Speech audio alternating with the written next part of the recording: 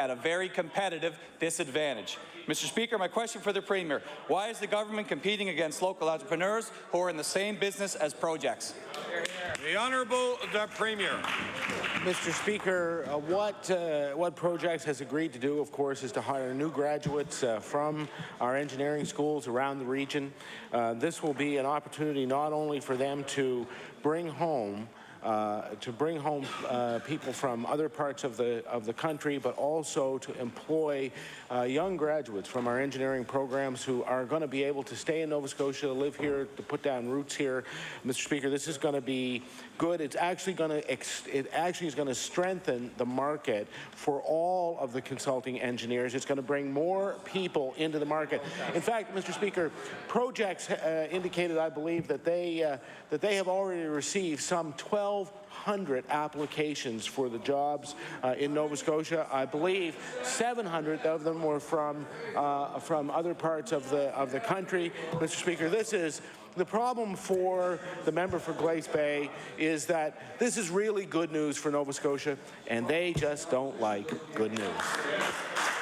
The honourable member for Glace Bay on his final supplementary. Mr. Speaker, on May 14, 2008, when referring to companies that come to Nova Scotia for payroll rebates, the member for Halifax-Shabukto said, quote, "That's a company that doesn't necessarily want to be in Nova Scotia. They come here for the subsidies. That's not the best use of public dollars," end quote. Mr. Speaker, when your Premier rants about the message we send to business, we worry about the message your Premier's actions are sending to business.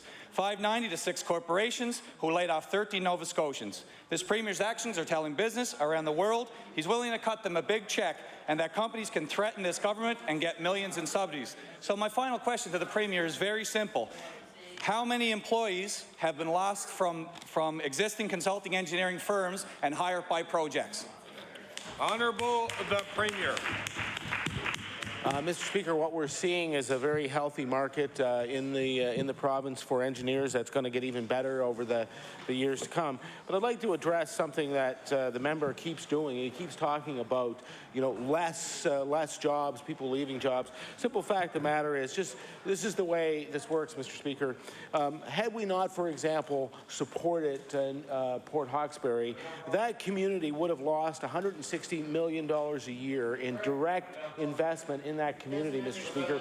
And Speaker, the number of people working in Port Hawkesbury paper would be zero.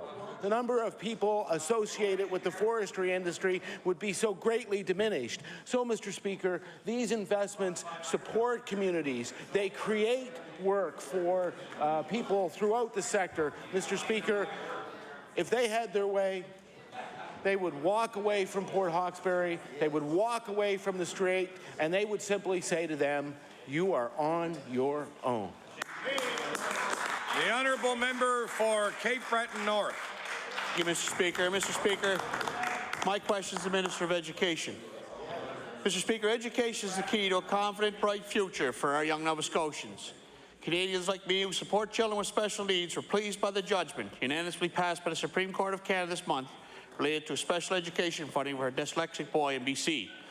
Advocates for the disabled said school boards that cannot furnish compelling evidence to justify underfunding must henceforth provide genuine help to children with learning disabilities. So my question to the ministers, will the minister accept that she must enforce the law of the land and that she cannot justify underfunding help to children with learning disabilities?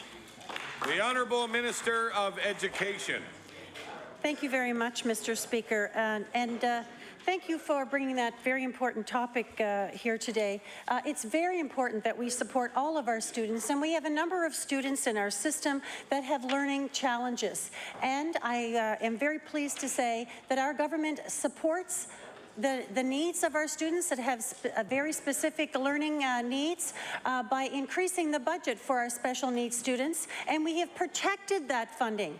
And earlier today, I did have a meeting with someone in our department to see how things were going across school boards and to make sure that our students are getting the supports that they need, and I am getting positive comments from the school boards at this time. Thank you. The honourable member for Cape Breton North on his first supplementary.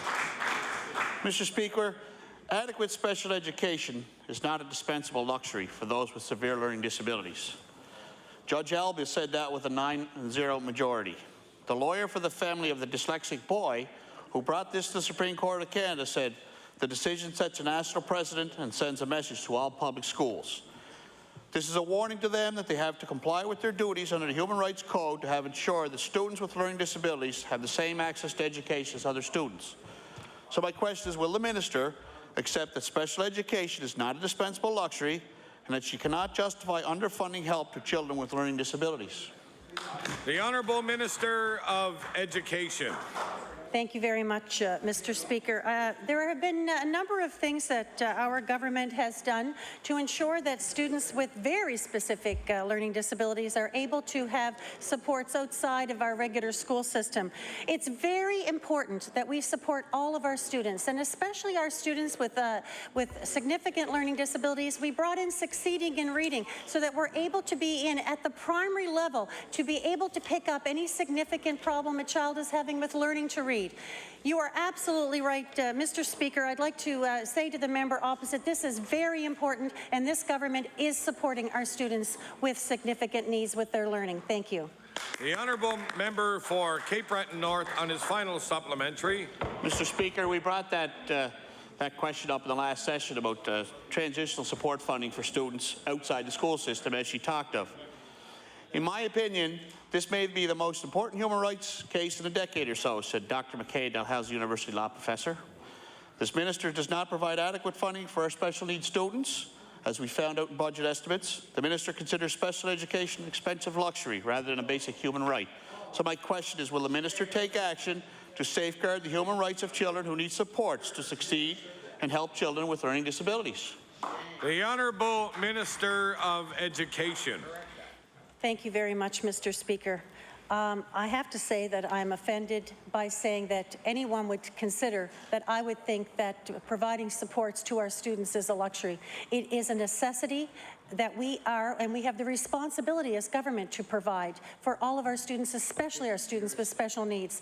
Mr. Speaker, we are absolutely making sure that we are doing the very best we can to support our students. It is not a luxury, it is our responsibility.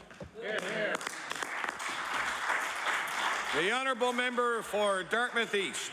Thank you, Mr. Speaker. Now I want to listen to this. My question is for the Premier. The Premier often expresses concern that when members of the opposition, or frankly anybody else, business community, the media, anybody, quote him directly from Hansard or from news stories, he says that isn't actually what he said. So, Mr. Speaker, I want to start by quoting from Hansard of last week, November 15th, not 11 years ago, not 10 years ago, not 20 years ago, last week, and I just want to know if the Premier feels that the Hansard record of what he and I said is accurate. So, Mr. Speaker, as part of another question, I said, quote, the NDP came to power promising frozen tuition, end quote. The Premier responded by saying, quote, the simple fact is when we came in, we never said we would freeze tuition fees. It's something we did not say, end quote. And I will table that from Hansard. Does the Premier agree that that is what he said last week? Honourable the Premier. I absolutely do, Mr. Speaker, and that's absolutely true. The simple fact of the matter is that we laid out very clearly in the last election what our commitment would be on student funding. It was part of the commitment that is crystal clear. It's part of the checklist, Mr. Speaker, and he can check it. The Honourable Member for Dartmouth East on his first supplementary. Well, Mr. Speaker, then I guess I'll ask the Premier to explain another quote that appears on the NDP party website, the Premier's own biography, currently. It appears on the NDP party website in his biography, and I will quote from that, Darrell supports a tuition freeze as the first step in making sure that all young Nova Scotians have equal access to post-secondary education. And I will table that. So, Mr. Speaker, can the Premier explain why his party says that he supports a tuition freeze as an important part of accessibility, but he says that he doesn't support a tuition freeze? The Honourable the Premier. Mr. Speaker, the simple fact of the matter is that tuition in this province is actually going down relative to the national average, Mr. Speaker. That is the truth. And in fact, when we came to power, there was the end of the federal program meant that we had to start in this province by backfilling some $30 million in federal money that was going out the door. Had we not done that, Mr. Speaker, not only would tuition fees be going down as opposed to the national average, they would have gone up by some 15 to 20%, Mr. Speaker. We brought in the new graduate tax rebate. We brought in the cap on student debt. Mr. Speaker, we have done more on student assistance than any government in history, with the exception of the advent of the student loan program. The honourable member for Dartmouth East on his final supplementary. Mr. Speaker, the Premier can try and confuse the issue as much as you want. The question was really quite simple. He said last week, and he agreed, he said it, that he did not advocate for a tuition freeze, yet the party's own website to this or at least till yesterday, maybe they've taken it off now during question period, but as late as yesterday, and the time and date are on there, said that this Premier currently supports a tuition freeze. So, Mr. Speaker, he's blamed the opposition for misquoting him. He's blamed the media for misquoting him. He's blamed the business community for misspeaking. Mr. Speaker, is the NDP party right about what the Premier stands for, or is he right, or doesn't he know? Honourable the Premier. No, Mr. Speaker, what I would like to advocate, in fact, is for lower tuition for all of our students. In fact, what we would like to do is reduce student debt even further. What we would like to do is to make sure that as many people as have the capacity and capability to go to university or community college, go, Mr. Speaker. Those are the things that we advocate for, Mr. Speaker, but we're in government. We got to make sure that we have the money to pay for it, and that's what we're doing. We're balancing all the needs of the students, the needs of seniors, the needs of the healthcare community, the needs for economic development. Mr. Speaker, that is the responsibility of government. I know that's something that they have no experience in. The member for Glace Bay. Thank you, Mr. Speaker. My question is for the Minister of Health. Late last month, 6 councillor attendants working in addictions and mental health within the Cape Breton district were issued layoff notices effective January 1st, 2013. With a combined total of 95 years' experience, these 6 valuable team members were told the delivery model of care would be changing and their skills were no longer needed. My question for the Minister, does the Minister feel these layoffs will somehow improve treatment for the 250 people who need their help?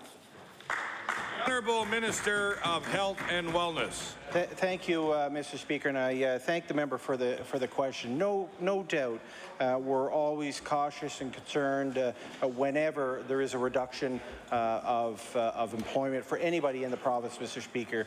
We recognize that. But one thing we did know after coming into government, Mr. Speaker, is that we went out and we consulted within the mental health and addiction field, Mr. Speaker, with partners, and we produced the first ever of our province, Mr. Speaker, a mental health and addiction strategy.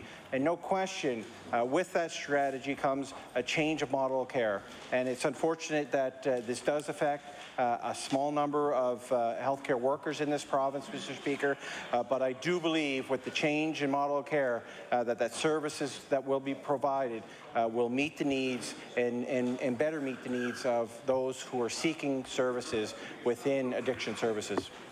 The honourable member from Glace Bay on his first supplementary. Thank you, Mr. Speaker. And as I know the Minister is very aware, there's no one-size-fits-all treatment when it comes to treating addictions. This is why it's important to have a number of tools available to us when it comes to treating these very devastating and dangerous addictions for families and those who are addicted.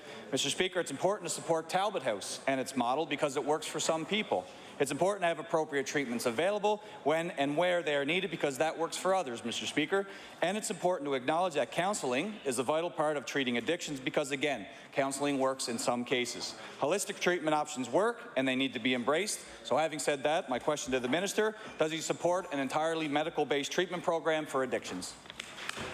The Honourable Minister of Health and Wellness. Thank you, Mr. Speaker, and I do appreciate that question. No question, you know, as a former paramedic, as a frontline healthcare provider, I recognize the importance of delivering healthcare services. And when we made the decision to bring over recovery houses into the Department of Health, one of the first things I did say to some of those who were running those addiction recovery houses, Mr. Speaker, is that I appreciate the work they do and the model care that they provide individuals. No question, I think we need a suite of options in Nova Scotia to address addiction services. We can't just have one type of service, no matter what we're talking about in healthcare, but especially in addiction services. So I support, no question, a suite of options for Nova Scotians who are seeking help when it comes to addiction services.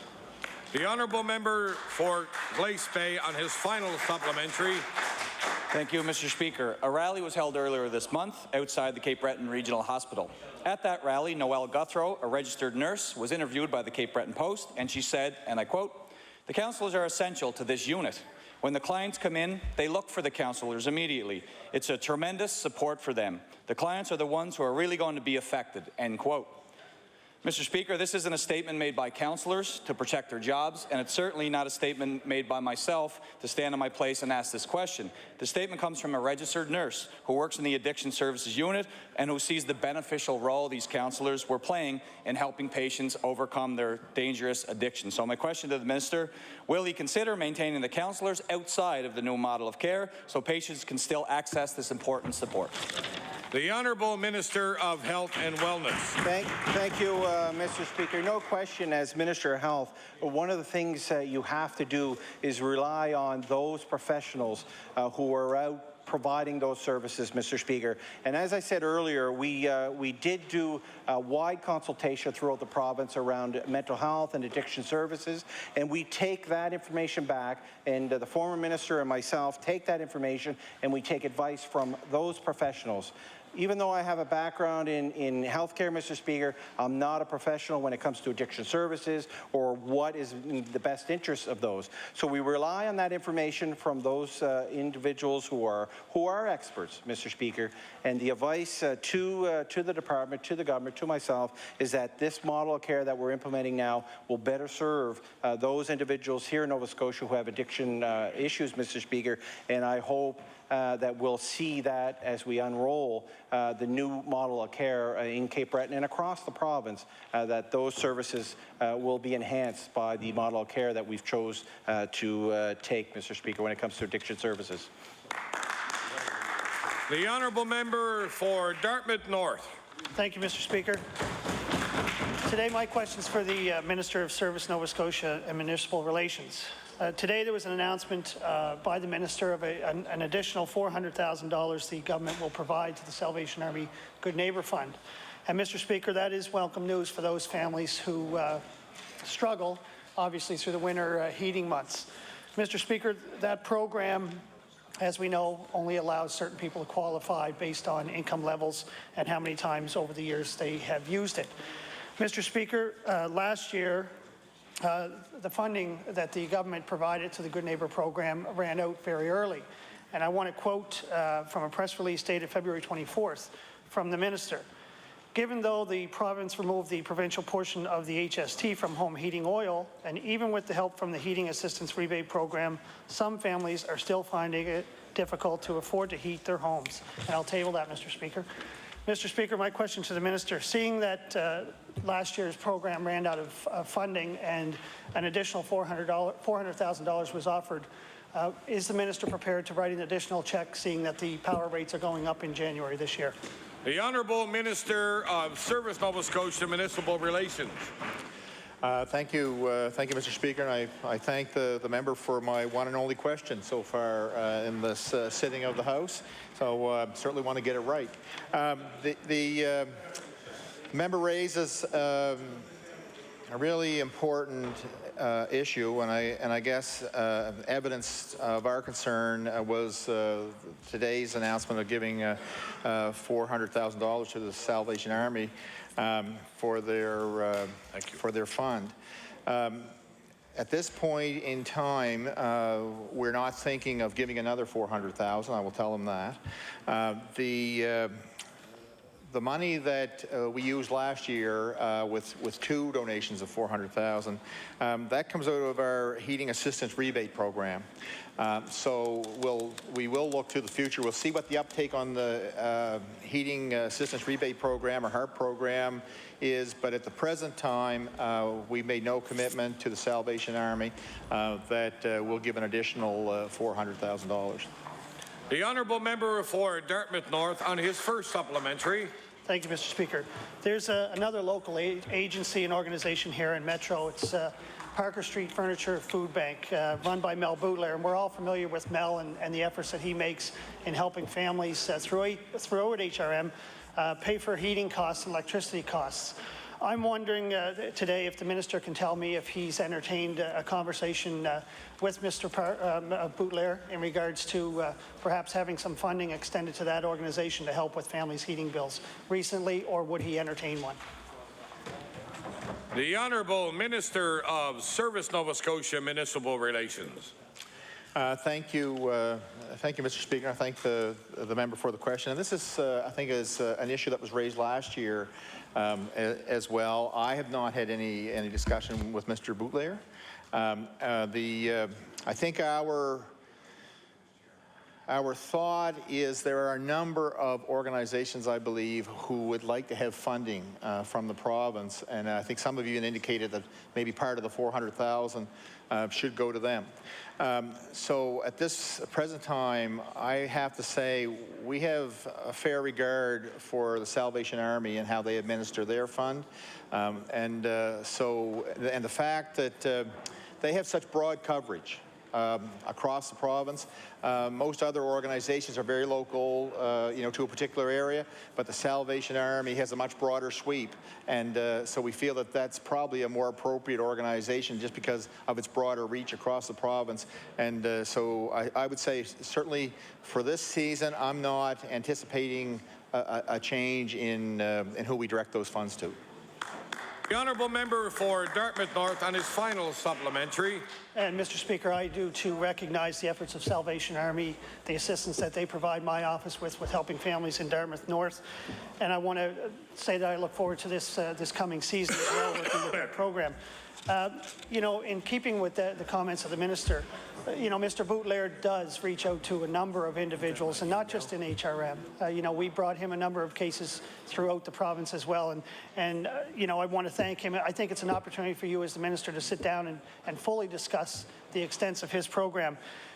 Keeping in mind your quotes from last year's press release around the HST rebate not totally affecting or having the positive effect on a lot of families, keeping in mind the 2,000 families plus that the Salvation Army program affected last year. That being said, there's a number of individuals who are still going to struggle this coming heating season with home fuel and with electricity. My question to the minister, Mr. Speaker, is has he and his government considered a direct program that would support and target specifically low-income families and seniors on fixed incomes? The Honourable Minister of Service Nova Scotia Municipal Relations. Thank you, Mr. Speaker. I don't want my comments to in any way be seen as not valuing the work of Mr. Boutler and his organization, or any other organization who works hard to look after the most vulnerable in our society.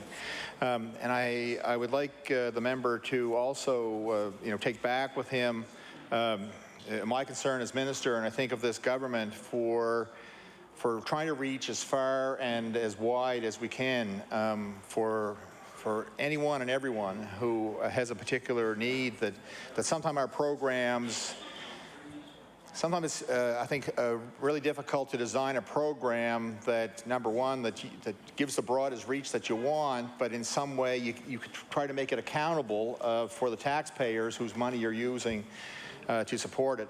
I think I would always be open for some way to tweak a program that could possibly make it better, reach farther, do whatever. But I don't want to mislead anyone that my comments would make them think that somehow I'm going to open the the vault in a much broader way. I don't feel that I have the capacity, and I want Mr. Boutlier to think that I might. And so I'd be glad to meet with him and have a chat about his program. Hello. But at present time, I would say we're going to stick with the program we have. But if it's possible to have a dialogue with him, I'd look forward to that. Thank you. The honourable member for Kings West. Thank you, Mr. Speaker. Just 10 months after the brand name version of OxyContin was removed from circulation, Nova Scotia is in many ways back to the drawing board. With the federal minister's approval of the generic form of OxyContin, it will be only a matter of time before the number of prescriptions rise for the soon-to-be available generic. Earlier this year, the Minister of Health and Wellness of the day issued a press release removing OxyContin and OxyNeo as a benefit under the formulary and listing OxyNeo as an exception status drug for the purpose of prescribing. Mr. Speaker, I will table this release. Could the minister please confirm whether he plans to keep these same restrictions on the generic version of OxyContin? The Honourable Minister of Health and Wellness. Thank you, Mr. Speaker, and I appreciate the question. I don't agree with the member when he says we're back to square one, because we've worked extremely hard over the last number of years to put in controls, put in services, and work with our partners when it comes to addiction, especially around opiates here in Nova Scotia. We recognize it's a serious issue, not only here in Nova Scotia, across the country. That's why, as I was pleased to have the chair of the Ministers of Health meeting here in Halifax this summer, and that's why I was pleased to have all health ministers, including the minister from Quebec, agree to ask the federal minister to hold off approval of the generic form of OxyContin. No question, I can tell the member I was disappointed with the announcement of the federal government not living up to that and going ahead with approval of that. We're going to continue to work here in Nova Scotia with our partners in law enforcement, our partners with the College of Physicians and Surgeons, with the members of their staff and students at the medical school, and our pharmacists, to ensure that we don't see what we've seen in the past when it came to abuse of OxyContin in our communities across Nova Scotia. Honourable member for Kings West. Mr. Speaker, we were all disappointed with the federal minister's decision. However, her inaction does not mean this minister can absolve himself of his responsibility. This minister has choices. He can ensure every healthcare partner is doing their part to stop the scourge of abuse related to prescription drugs. He himself can take an active role in reducing prescription drug deaths, and there have been 269 in Nova Scotia in the last 5 years alone. Or he can point fingers. Could the minister please indicate whether he has advocated to his federal counterparts that all opioids, including their generic versions, be tamper-proof before they are approved in Canada? The Honourable Minister of Health and Wellness. Thank you, Mr. Speaker. And unfortunately, I don't think that may do any good, as we've seen with the most recent announcement on behalf of the federal government. No question, Mr. Speaker, we continue to work with our partners. We have a unit from Dalhousie that goes out and educates and hopefully works with, not hopefully, I know they work with physicians across the province, Mr. Speaker, ensuring that they have the most up-to-date information around the use of opiates, for example, for any of their patients that comes in. But we also have to recognize that there is a role for pharmaceuticals play in healthcare services and opiates, Mr. Speaker. We need to make sure we have the controls in place, like the prescription monitoring program that I'm glad to say that we extended to 24 hours, 7 days a week earlier this year, Mr. Speaker. There's another tool that not only law enforcement but pharmacists and physicians use to try to curb the abuse of prescription drugs, Mr. Speaker. So we'll continue to work with our partners. We'll continue to work with clinicians within the healthcare system to move forward on any approvals of any medication on our formularies here in Nova Scotia, but more importantly, to try to address and not have what we've seen in the past when it comes to the addiction of opiates like OxyContin, Mr. Speaker. The Honourable Member for Kings West on his Final supplement. Mr. Speaker, I will reiterate the role and responsibility of this minister to ensure he is doing his part to stop the scourge of abuse of prescription drugs, not just step back. Earlier this spring, the Auditor General issued 17 recommendations to address a prescription drug monitoring program. According to the AG's statement, around the prescription monitoring program, significant weaknesses in control and monitoring processes open the possibility that misuse or abuse of monitored prescription drugs continues undetected. Could the minister please provide an update as to where we are when it comes to improvements in monitoring and control systems and in the development of more responsive online technology that will better track prescriptions, since we don't have a just-in-time system? Honourable Minister of Health and Wellness. Thank you, Mr. Speaker. Thank you for the question. We're working extremely hard with our partners. As I mentioned earlier, just by extending the availability of the prescription monitoring program, Mr. Speaker, to our partners, that helps to one aspect of dealing with this issue, Mr. Speaker. There's many more that we need to continue to work with. And one of the #1 ways we can ensure that we can tackle this issue in our communities across the province, Mr. Speaker, is to discuss it, to ensure, especially our young people, recognize the dangers of mixing prescription drugs and alcohol, for example. We know with recent deaths in our province, Mr. Speaker, they seem to be around those young university-age individuals, Mr. Speaker, people who don't have an addiction problem, Mr. Speaker. So not only do we got to support and provide services to those who find themselves addicted to opiates or other pharmaceuticals, Mr. Speaker, we have to educate our young people and all Nova Scotians, for that matter, Mr. Speaker, on the importance of not mixing pharmaceuticals and alcohol, for example, Mr. Speaker, because there's a danger in that where you can ultimately, by taking one pill, Mr. Speaker, die from that result. The honourable member for Kings West on a new question. Thank you, Mr. Speaker. Mr. Speaker, the province embarked on a $75 million project to provide complete access to high-speed internet across the province. Yet it is well known in rural communities there are still many Nova Scotians without this access. My question for the Minister of Economic and Rural Development and Tourism: will the minister tell this House how many Nova Scotians are currently without access today, and when he anticipates that all Nova Scotians will be hooked up to high-speed internet service? The Honourable Minister of Economic and Rural Development and Tourism. Thank you, Mr. Speaker. Mr. Speaker, I've got to say that in the province of Nova Scotia, we are one of the most connected jurisdictions around the world. And unfortunately, Mr. Speaker, as much as we would like to see everybody have access to high-speed internet, I can stand here in my place and say that the number without it is considerably less than 1,000. Thank you. The honourable member for Kings West on his first supplementary.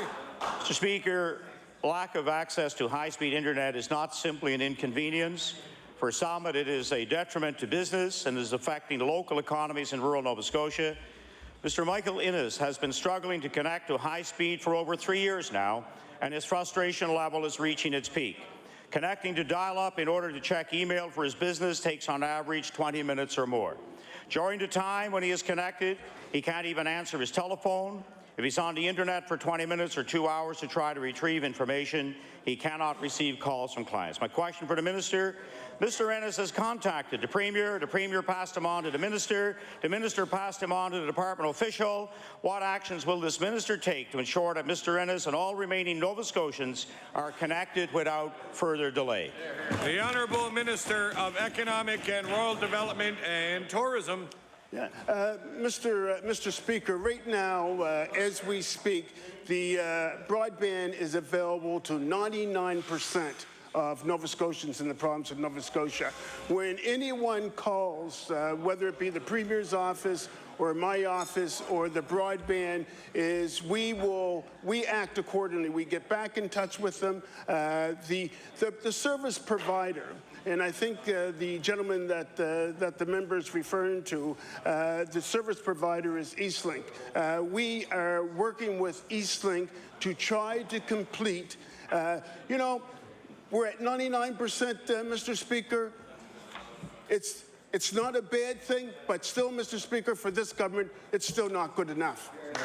The honourable member for Kings West on his final supplementary. Mr. Speaker, for a business, when your competitors all have access to high speed and you do not, it is a serious impediment.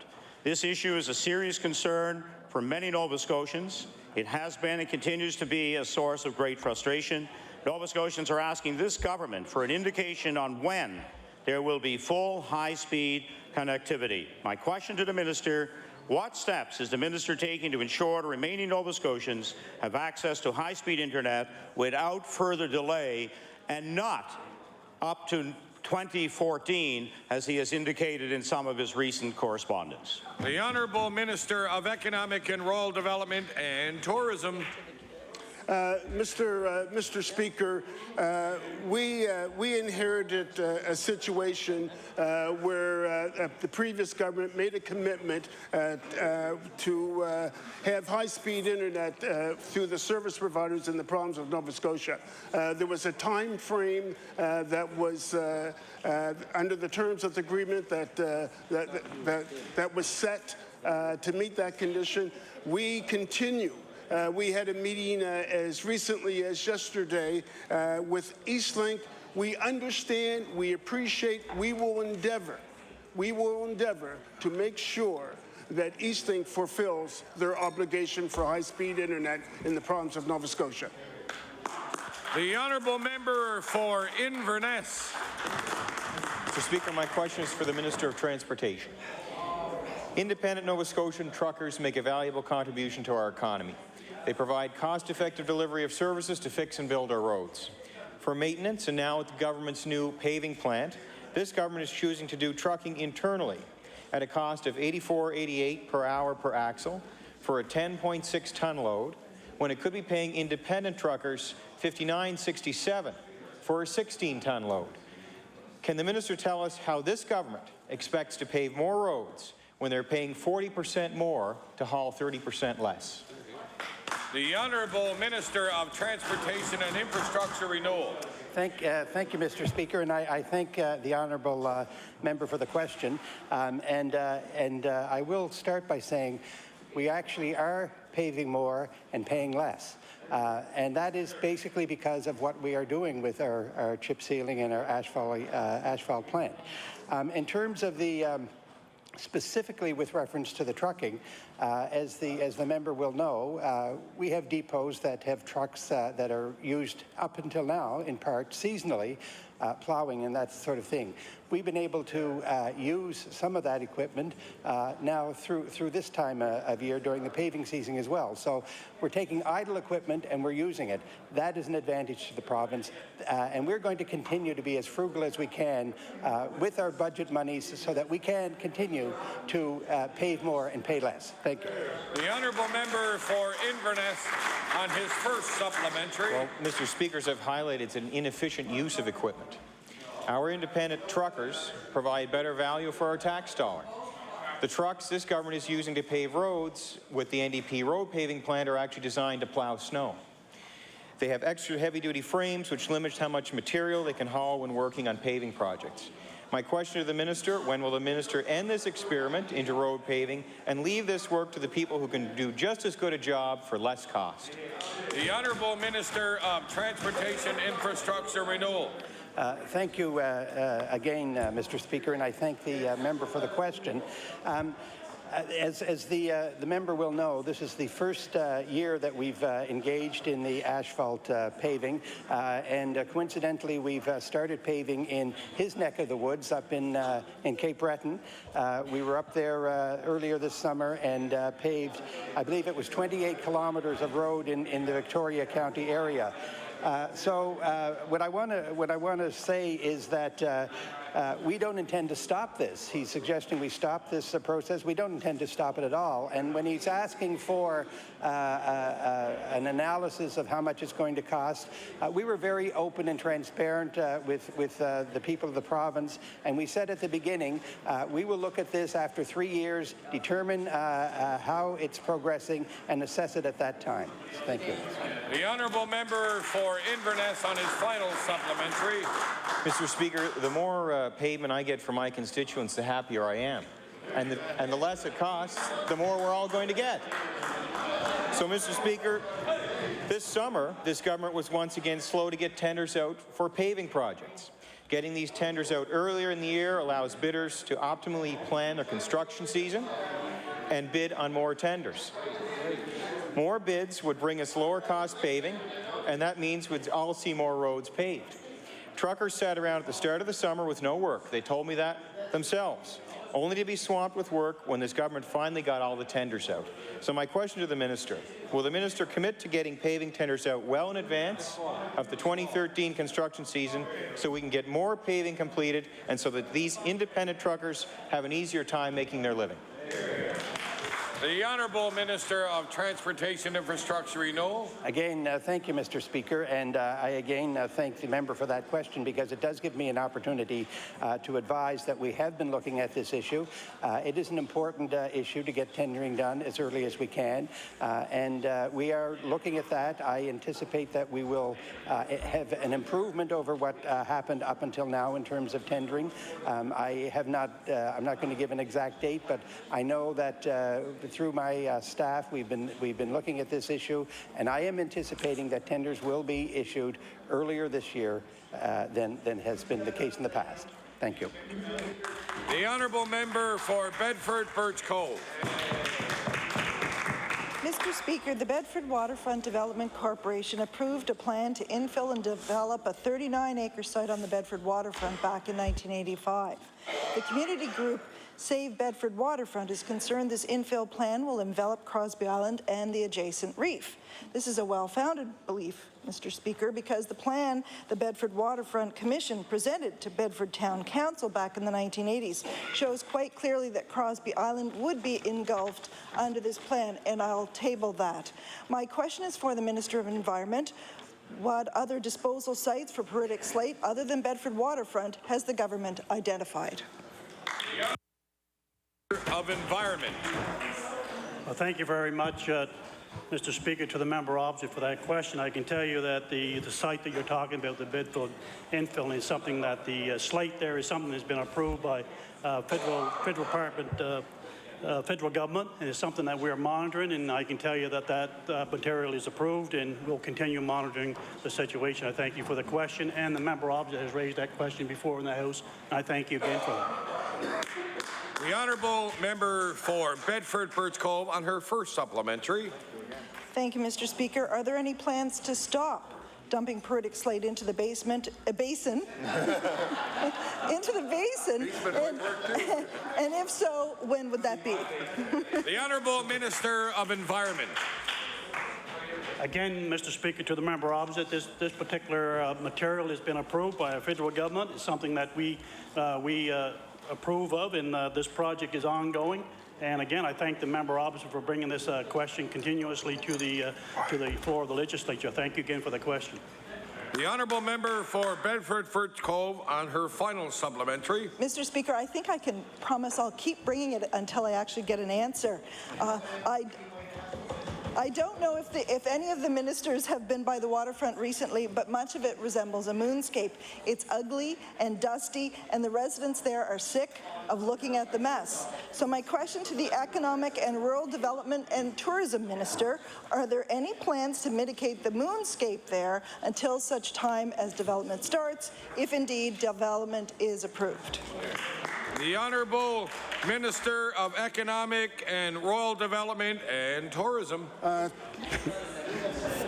Thank you, Mr. Speaker. Mr. Speaker, it's certainly my pleasure, and as the member is well aware that there's been lots of consultation, public consultation with respect to the infilling at Bedford Basin.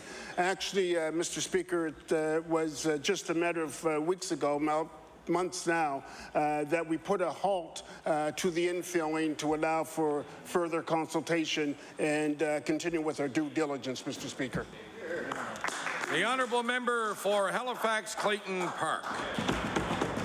Mr. Speaker, in the face of massive NDP handouts of hundreds of millions of dollars to big corporations, the NDP has refused to commit to extending tax rebates to companies that are here in Nova Scotia and employing people in an industry that traditionally pays an above-average wage.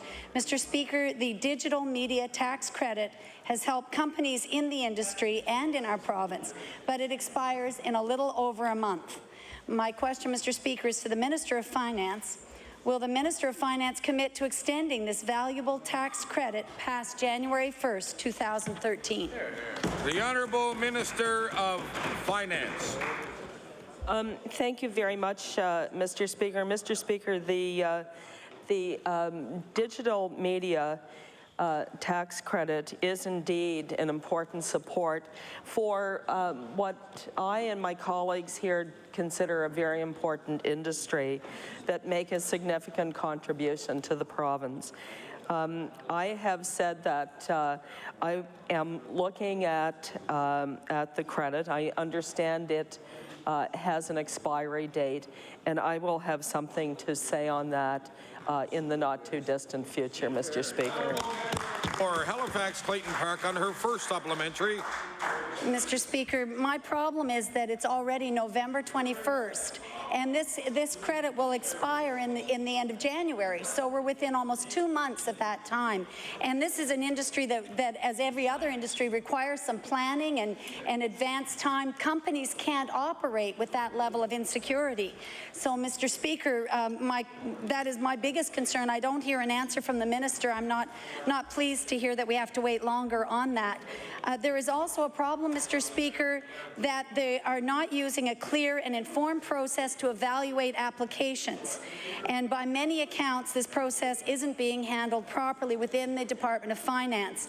They are not using digital media experts to assess these applications. They're using internal accountants or others to judge the merits of an application for the digital media industry. So my second question for the minister is, Mr. Speaker, why has this minister put in place accountants and financial advisors to judge whether companies are actually operating in digital media? The Honourable Minister of Finance. Thank you very much, Mr. Speaker. We don't have too many filmmakers working in the Department of Finance. We do have accountants. It is a tax credit, and the criteria that applies to a tax credit is, in fact, a financial calculation, Mr. Speaker. However, let me say this, that the current tax credit costs approximately $3 million this year. Since it was introduced, more than $10 million has been spent on this tax credit. That is not an insignificant amount of money. It's a significant amount of money, and it has provided support to about 130 different productions.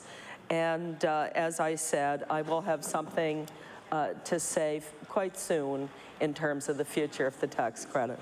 The Honourable Member for Halifax Clayton Park on her final supplementary. Thank you, Mr. Speaker, and I appreciate that there are not any film makers in the provincial, I guess, on the provincial payroll. But the difficulty with this industry is that we are using a definition for digital media that is not the industry standard. And a company named Stitch Media was recently here in the province and was hiring people. They've had to leave the province after actually taking the government to court and winning in court that a ruling that said, and I'll table this, Mr. Speaker. It says, in an oral decision, Judge Kevin Cody ruled that the Finance Department's ruling failed to meet the necessary criteria for being justifiable, transparent, and intelligible. So basically, the tax rebate was not given to this company, even though it would be allowed in Ontario and in Quebec. The company has since left the province. So, Mr. Speaker, my question to the minister is, will she consult with the digital media industry experts and fix the flawed application process. The Honourable Minister of Finance. Thank you very much, Mr. Speaker, and I thank the member for the question. It is the case that I'm looking forward to meeting with members of the industry, and I have met with members of the production industry, the film production industry. This is a very particular subset of that industry, and I will certainly take the opportunity to meet with them after this legislature has risen for this season, Mr. Speaker. The Honourable Member for Dartmouth North, Dartmouth East. Thank you. Thank you, Mr. Speaker. Mr. Speaker, my question is for the Premier. Over the past few months, past year, I guess, in discussions over Muskrat Falls in this House and in the media in Newfoundland and in Nova Scotia, there has been considerable conflicting information from various sources. And so I think the Premier must understand by now that there is a need and a desire by Nova Scotians to have accurate information about this project. The Premier continues to say that this is a good project and yet has been unable to provide the information to back that up, and therefore cannot seek all party support as a result. My question for the Premier is the Premier working as closely with the MIRA as he seems to be lately with Nova Scotia Power to release an updated cost of the Maritime Link portion of the project? Honourable the Premier. Thank you, Mr. Speaker.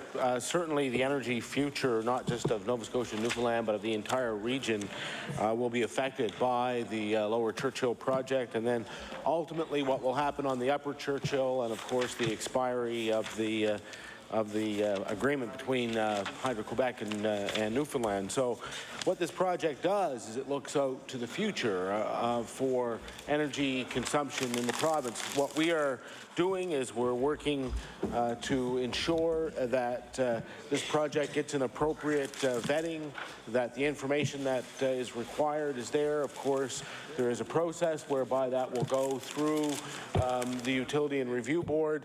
We are, of course, anxious to have the first requirement satisfied. And the very first requirement, Mr. Speaker, is to have this project approved in Newfoundland. The Honourable Member for Dartmouth East on his first supplementary.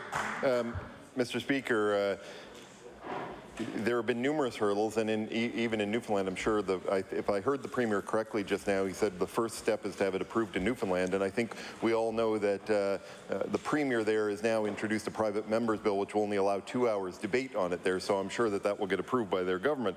Mr. Speaker, the agreement, upon reading it, shows that there is no ownership. The ownership of the Maritime Link goes to Nalcor after the term, and there is no guaranteed amount of energy. Reports in Newfoundland, both from the Newfoundland government and from private sources, have indicated that much of that energy will be required by the nickel mines, which will be in production at that time. So, Mr. Speaker, has the Premier looked into the issue that much of that energy may be required by the nickel mines then, and we may need an alternate source after the 25-year or 35-year period in the agreement?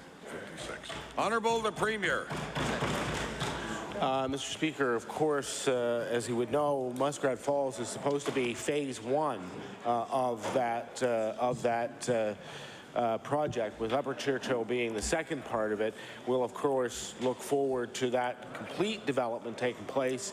But, of course, we understand that after 35 years, all the projections that we have seen suggest that there will still be power that we would be able to take, not only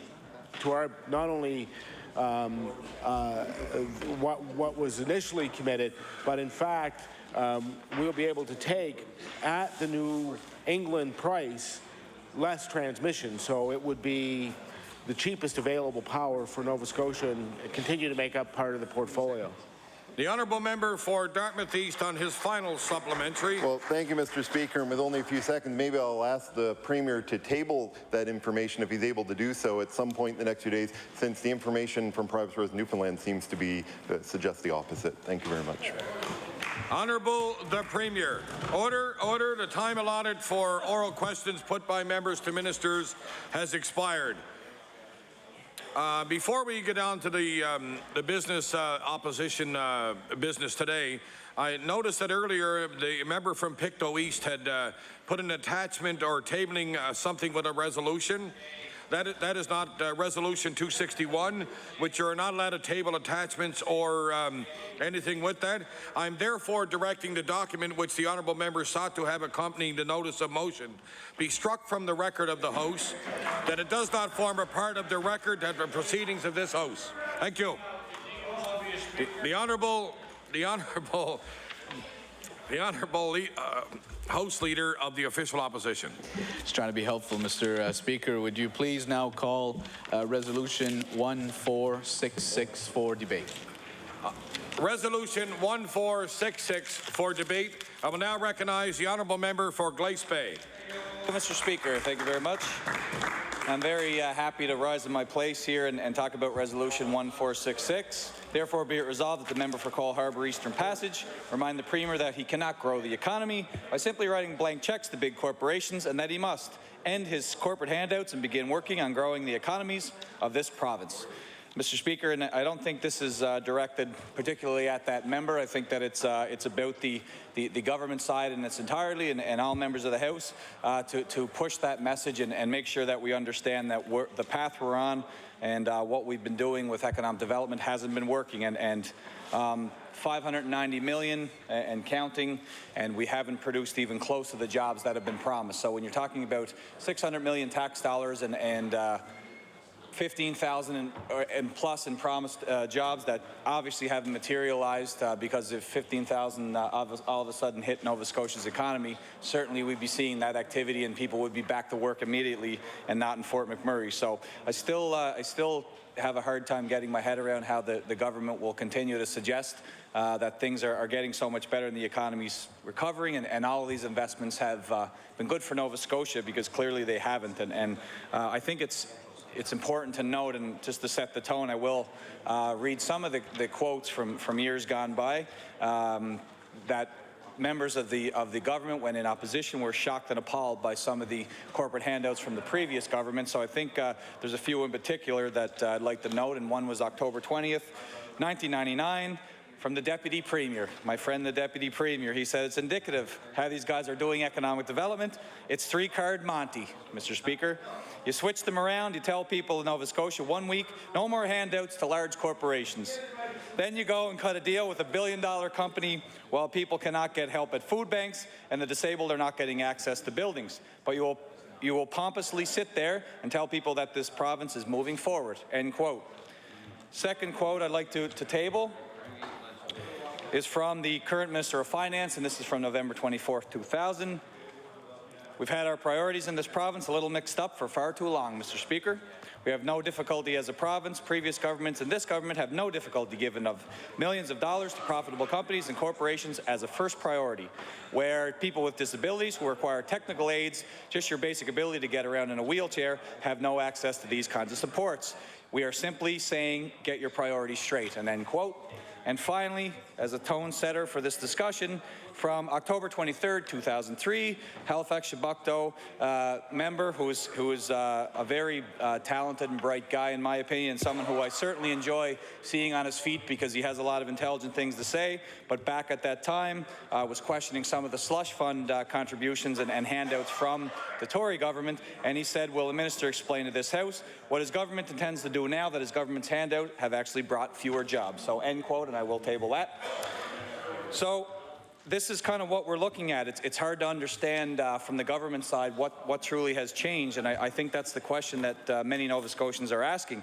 And what's frightened me more than anything as we listen to these debates, Madam Speaker, is that the Premier and the Economic Development Minister are suggesting, and I'm waiting for an explanation how it's possible that two individuals that have so much influence over a majority government in this province suggest that giving handouts in a particular industry sector doesn't affect competition.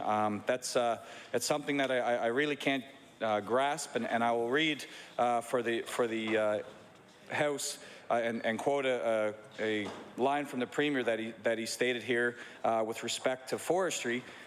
He said that New Brunswick, they were getting 5 to 50 less a cord in New Brunswick than they were getting in Nova Scotia.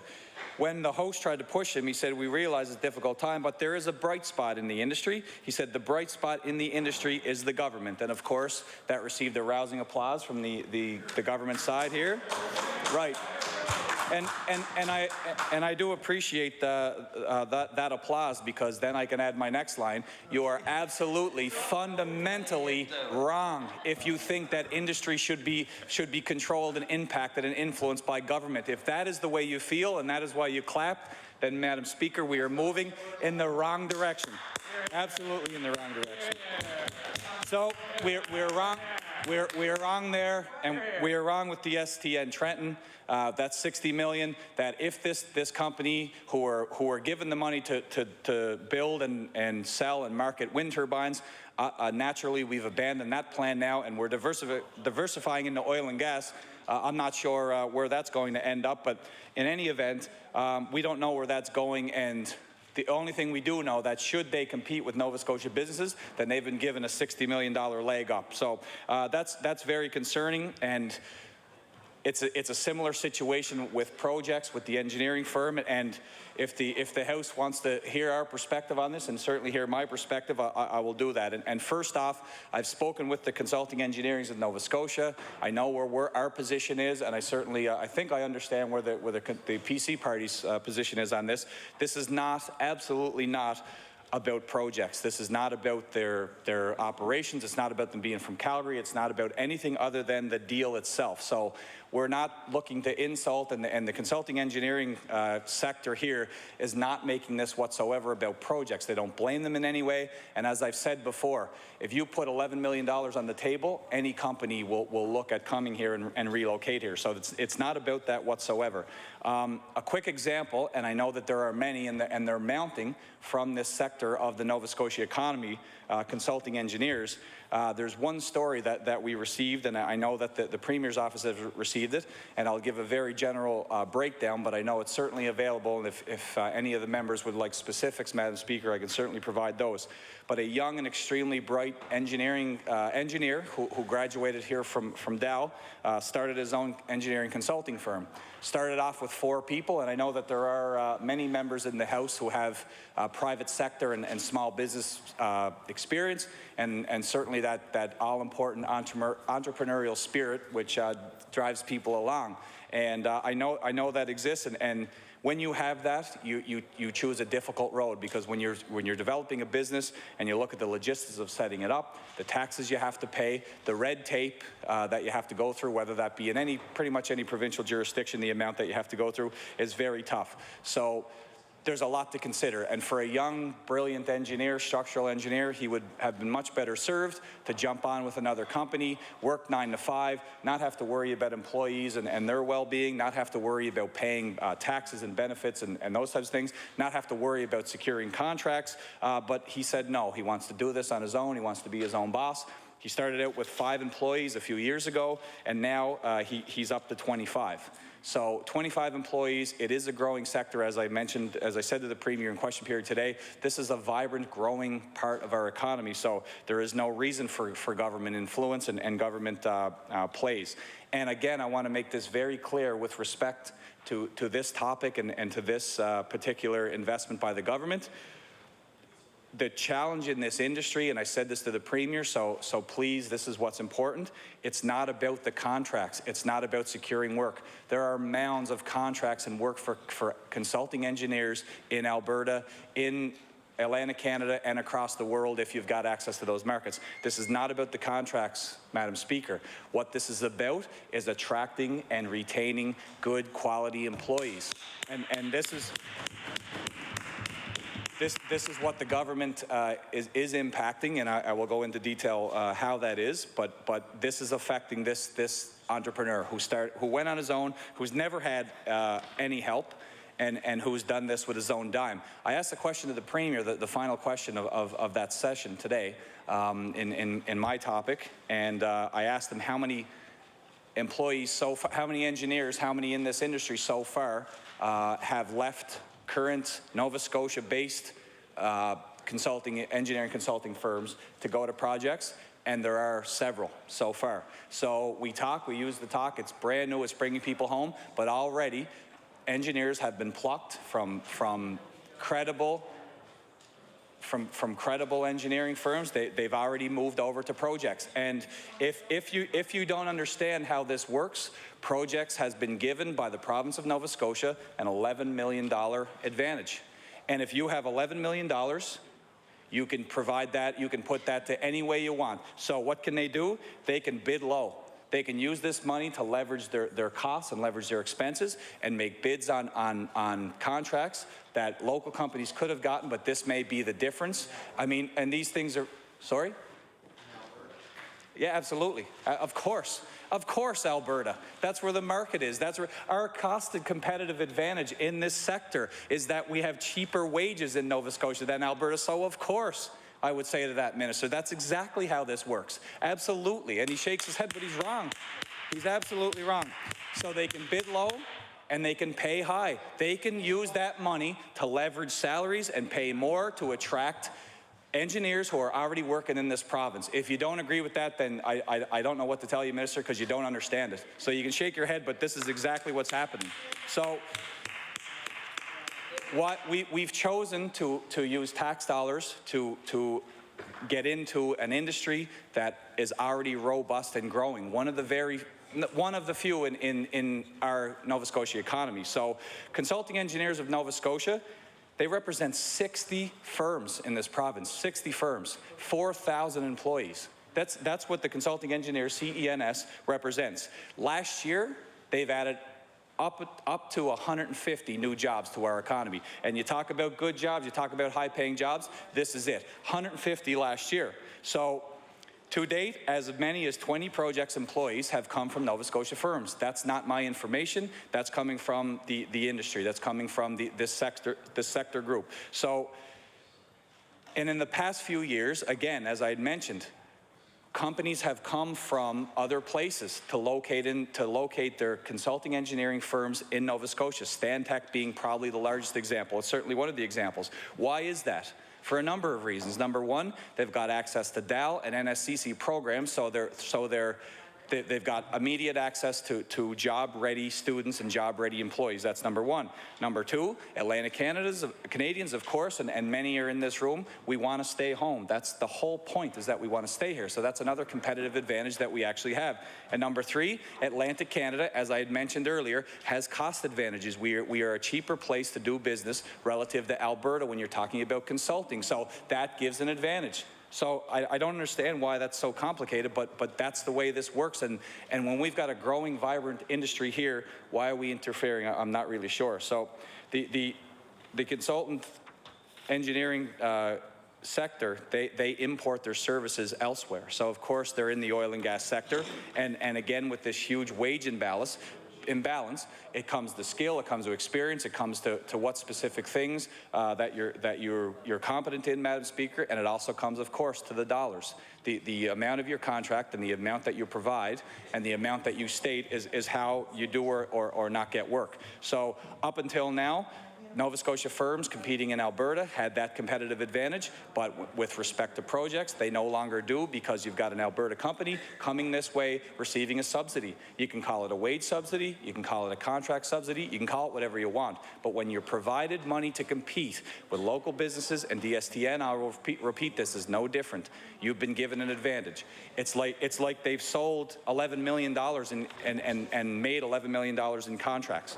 So that's the difference. And expenses, your profit is why you're in business, and that's revenue minus expenses. So when you have additional revenue to the tune of $11 million or 60 in DSME's case, then you've been given an advantage. So this is something that I know that the government suggests that, you know, we don't want them here, we don't want these jobs. Of course we do. But this is a sector that's growing, and I've heard from them, and I'm sure many members of this House have heard from the consulting engineering sector because they're worried about this. I'm not sure why we didn't consult with CENS to say, look, we're we're looking at this kind of subsidy, this kind of agreement with a Calgary firm. What do you think? I also don't understand why, as a payroll rebate, why NSPI wouldn't understand that this is direct competition. You're giving a leg up to competition in a business, in a sector that's already competitive in this province. And this is a growth industry that's... Order, please. Yeah. And I recognize the Honourable Minister of Finance. Thank you very much, Madam Speaker.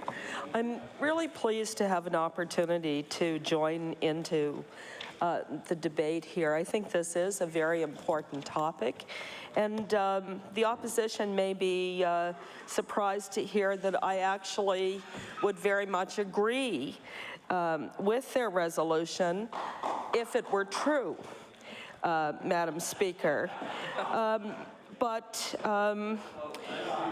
You know, the problem with the resolution, of course, is that it's a complete Liberal Party fabrication and a distortion with respect to the reality of what is occurring, Madam Speaker.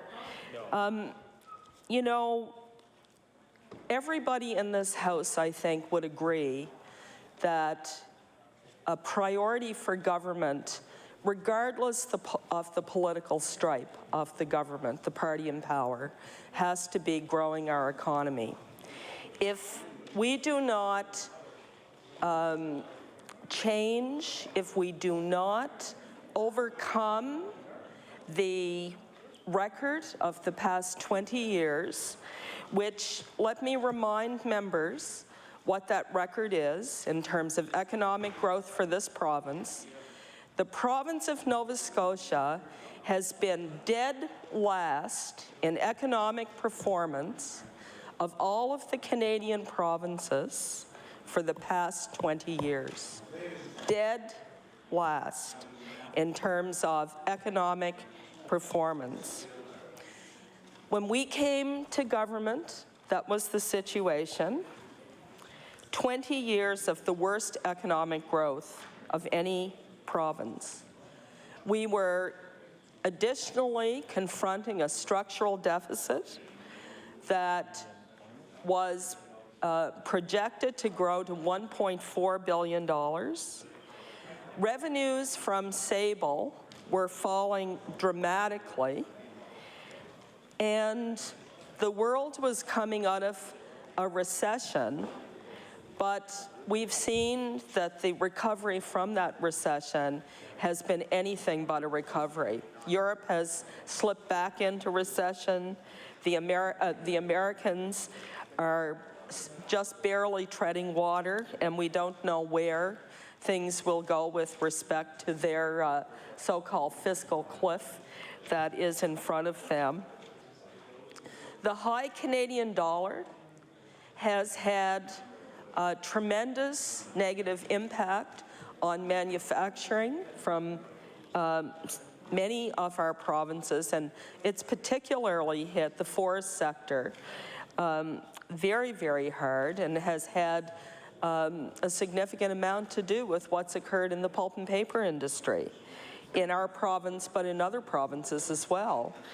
And we also struggle with decisions that were made by, again, previous administrations that have left very high energy costs that business has had to contend with in this province.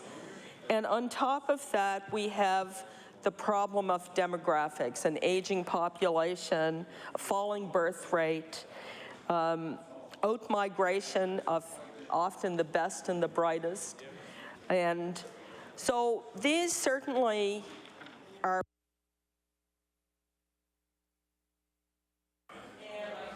challenges for any government, and they're the challenges that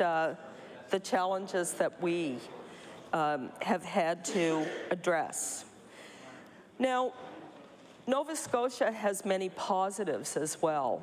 I don't want to focus on the negatives. We have many, many positives. And one of the first things we did was as a government, we secured the expertise of Donald Savoy, who is well known, has worked with governments across the political spectrum in terms of economic development.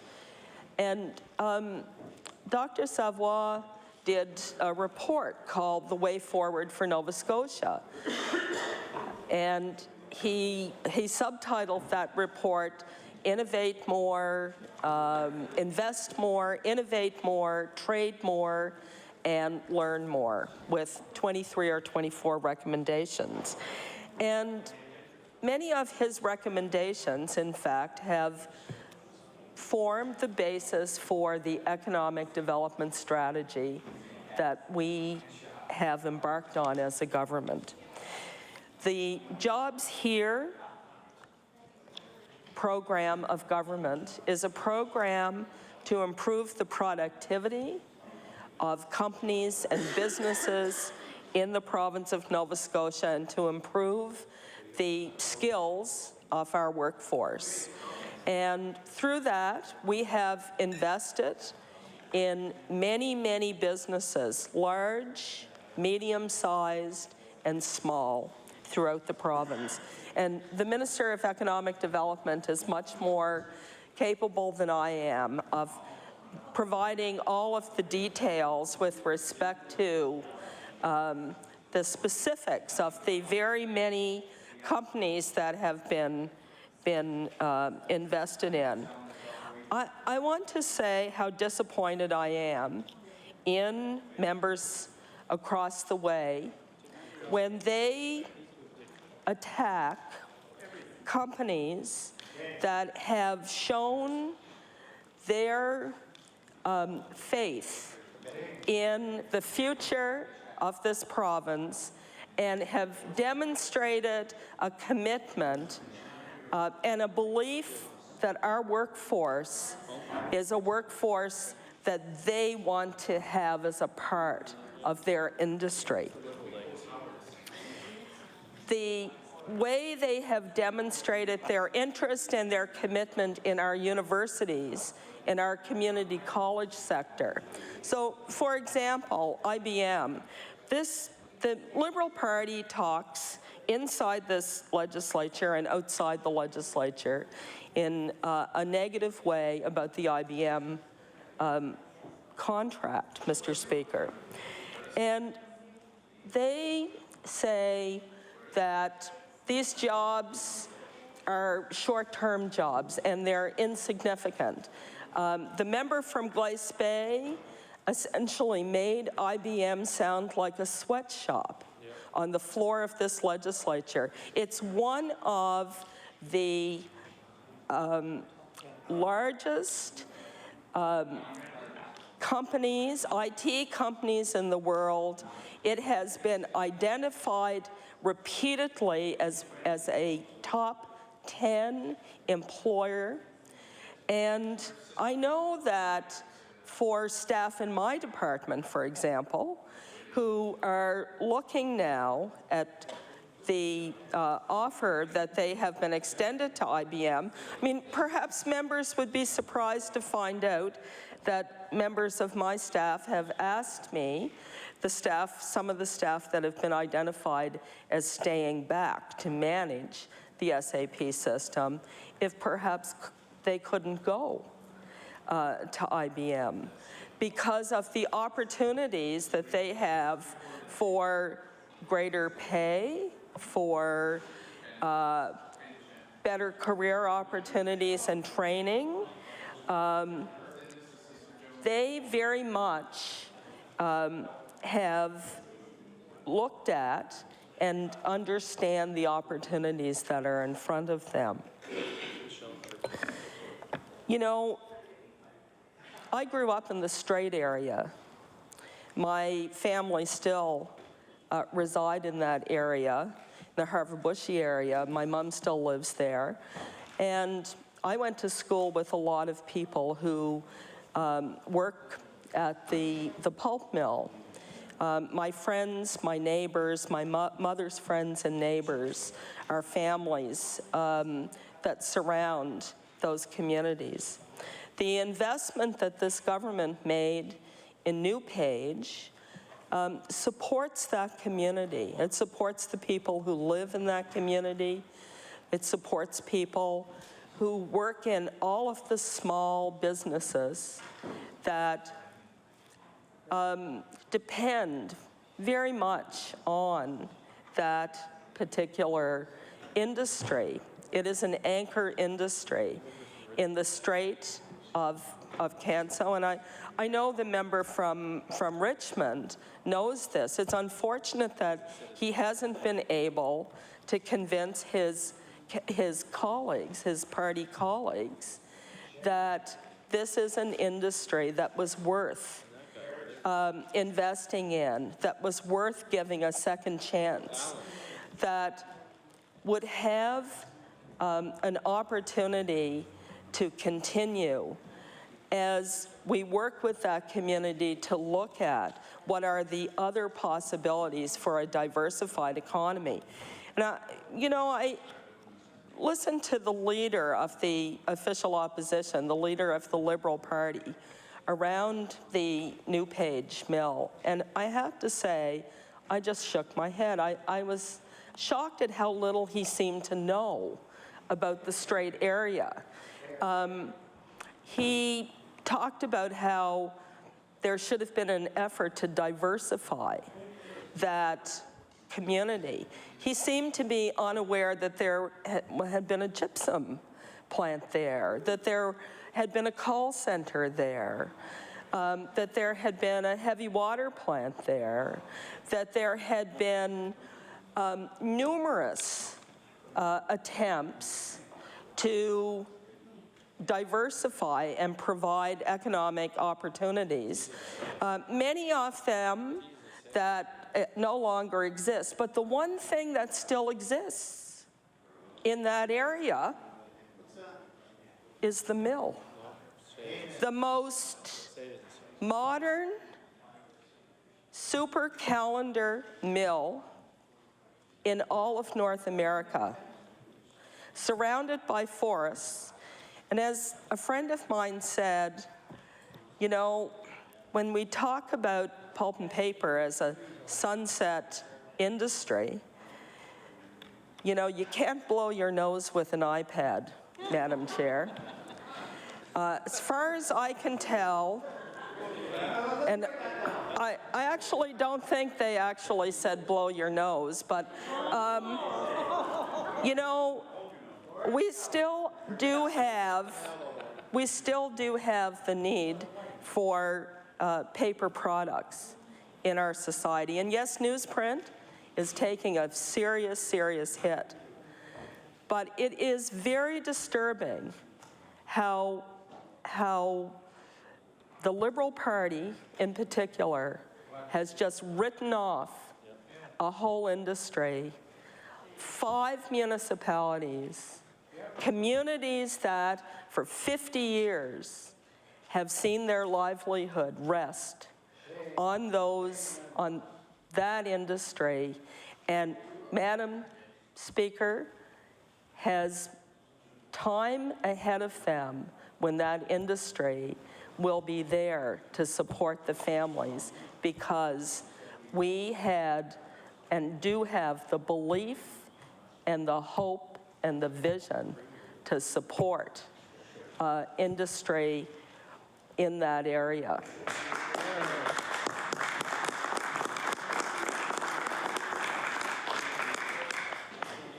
You know,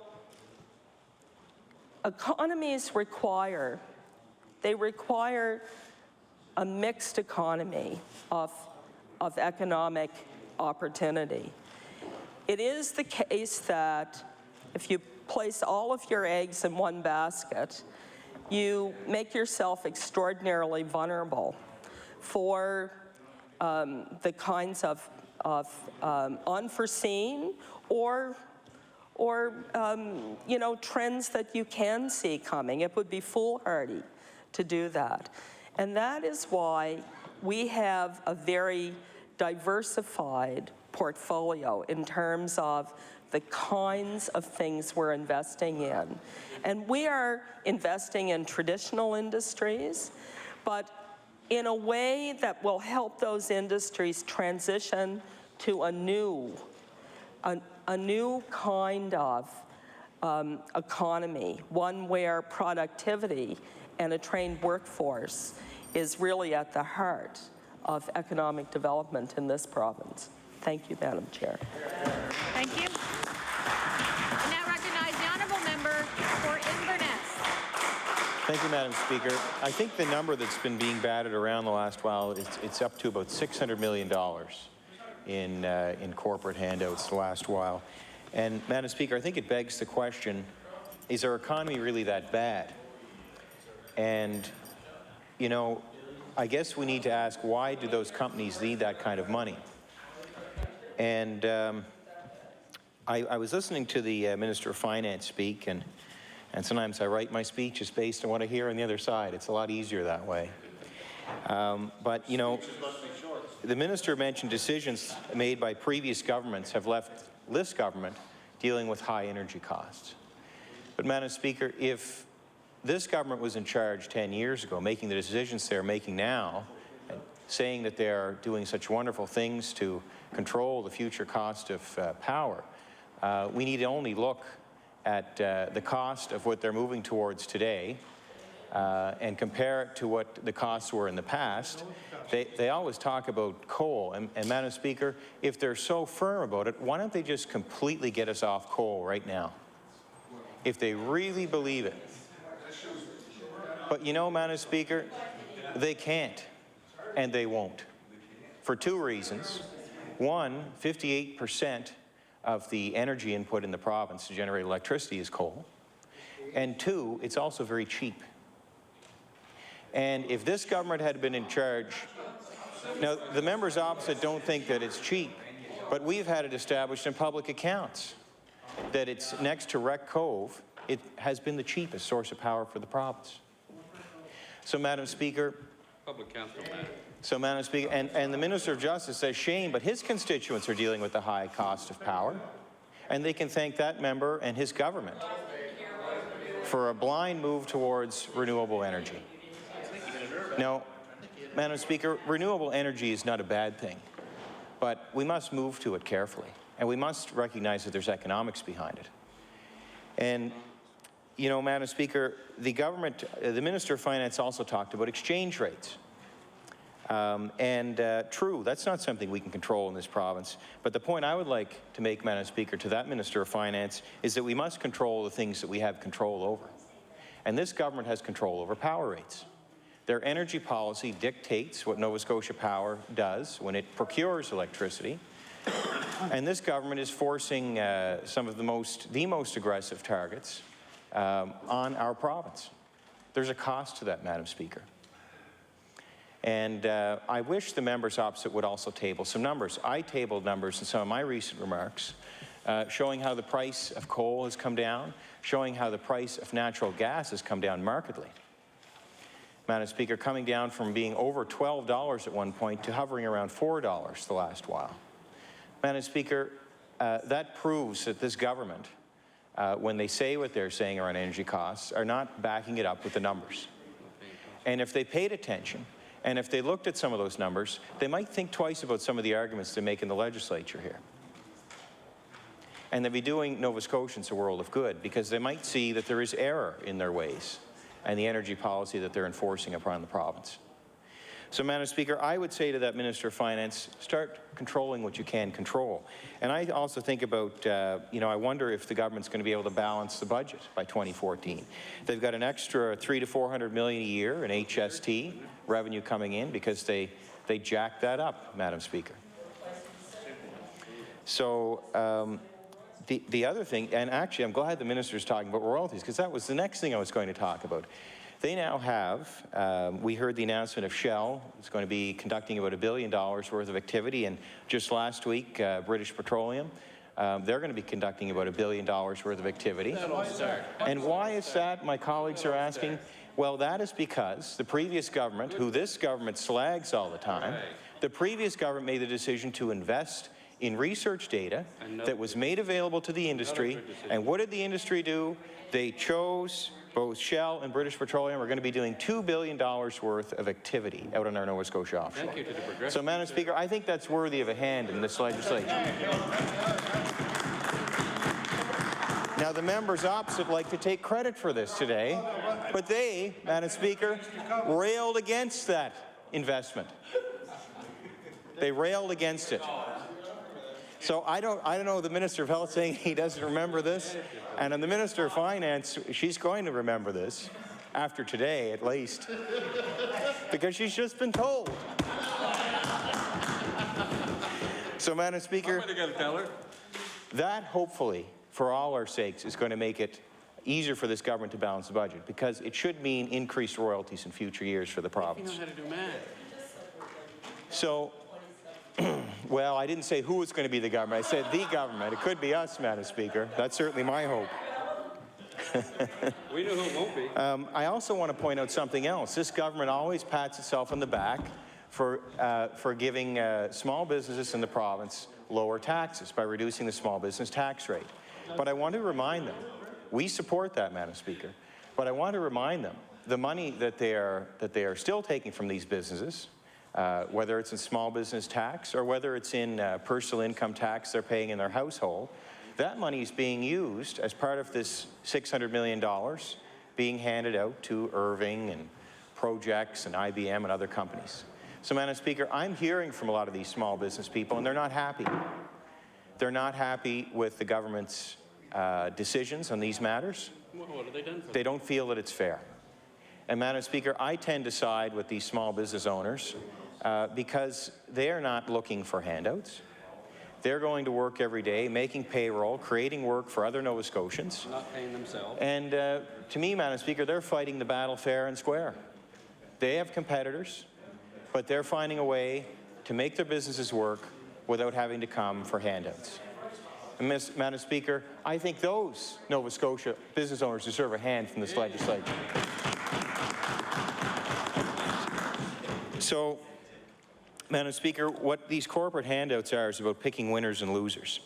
And I know the Minister of Finance also talked about IBM and about things that were said in this legislature, but Madam Speaker, we need to remind the government, as I sat down to a luncheon, I guess it's about a week and a half, 2 weeks ago now, and I was told by a Nova Scotian entrepreneur that he was not happy about the contract that was sole sourced to IBM, and that was IBM is also being given a contribution from the government, a payroll rebate, payroll tax rebate. Were there enough sandwiches?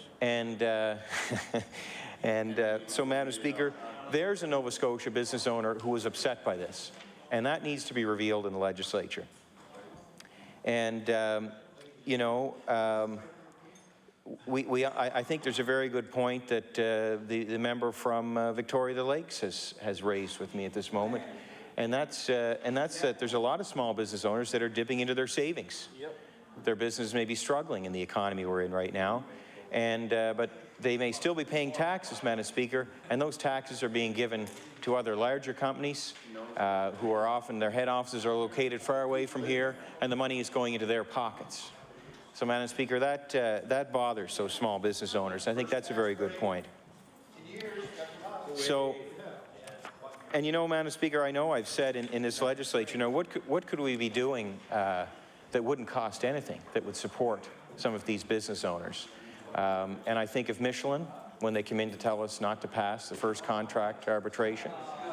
And I know the government hates when I bring this up, but they hate it because, Madam Speaker, people don't like pain. And people whine when they're feeling pain, Madam Speaker. And I think they're feeling the pain when I'm talking about this. And now they're trying to be quiet because they're trying to suggest that that's not the case. But the reality of it, Madam Speaker, is this government is picking winners and losers. And if they don't figure that out before the next election, it may be too late for them. I think it's too late already, but anyway, that's something for them to deal with, not I. I already know where I stand, and I certainly know how I stand when I'm speaking to my constituents and when I visit the small businesses in my area. So, Madam Speaker, I think we need to talk a little bit about New Page. I know the members opposite would love to hear my thoughts on that, and I've certainly not been shy to speak about it. We're all very happy to see the mill back up and running. I know, Madam Speaker,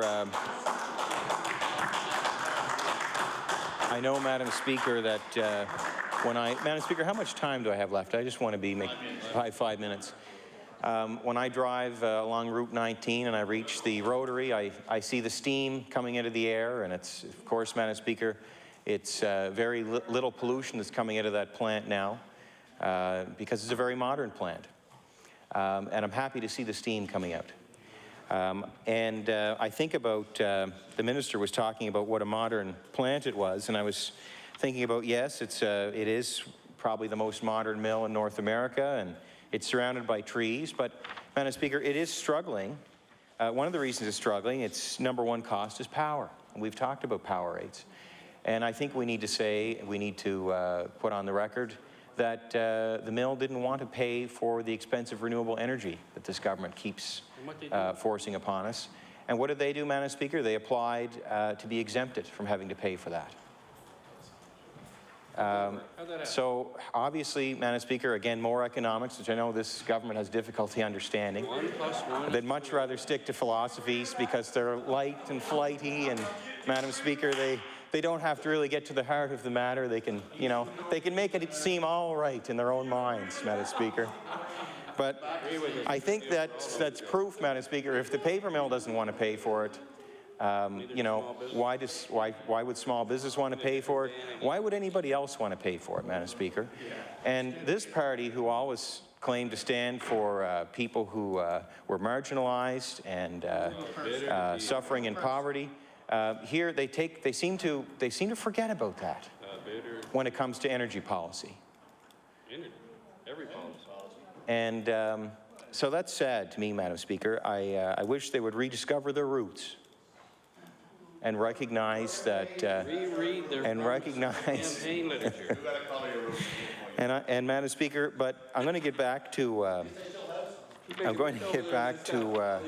to New Page, and I know there's a lot of people that are happy in my area. I think about all the retail businesses that, of course, were happy because the mill is a big part of the economy, and Madam Speaker, a lot of those businesses were suffering from a lot of uncertainty because if that mill did disappear, we would be in very bad shape. How many people working?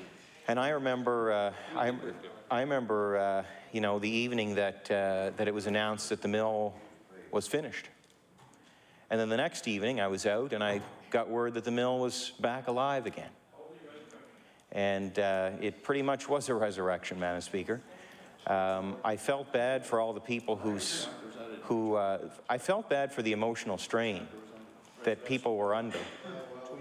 And I don't think I certainly don't think it was intentional, but I know at the time I was thinking, wow, like, it's awful that it's bad enough that they have to face the possibility of the place shutting down, but to have to go through the emotional strain of being taken from a low to a high was pretty rough on people. And better than the alternative, no question. In what form will it be resurrected and how will it go? But Madam Speaker, there's a lot of sacrifices were made. We mustn't forget the workers who capped their wages for the next 10 years. We mustn't forget the people that are cutting wood out in the forests, including the private wood contractors who claim, Madam Speaker, they're not really making anything right now. In fact, some of them are not even bothering to cut. They've put their machinery aside because if they were to cut and supply the wood, they'd be doing it at a loss. So we mustn't forget about them. We mustn't forget about the pensioners who I fought for in this legislature, who their pensions are at last count 63% of what they should be. And Madam Speaker, I know this government seemed to be very slow to react to my amendments to their bill to give them some potential relief by freeing them up from having to put their pensions into an annuity immediately if they were to be wound up. I am glad that the government relented and Took your advice. took my advice. I may say that. I don't know. Maybe they took their own advice, but they certainly didn't vote for my idea when it was put forward initially, Madam Speaker. So, Madam Speaker, with that, I'm going to conclude and thank you. Thank you for the time. Recognize the honourable member for Preston. Thank you, Madam Speaker. It's quite an interesting topic we have on the agenda here this afternoon in Resolution 1466. And we talk about corporate handouts, and I listened with great intent as the Minister of Finance blamed past governments for the poor economic conditions that this government is, after almost 4 years, not taking any accountability for. We see $560 million in corporate welfare handed out with very, very, very poor results. See companies closing, some going bankrupt, and we see a loss of over 1,300 jobs. So that's all invented by this government, all on that side, the NDP government. We see things happen such as first arbitration. We haven't forgotten about first arbitration. And right now, as we speak, Michelin is building a new plant in the southern U.S. They indicated they can't build them here anymore because of this bill. Now, well, the members across there may laugh. They may laugh.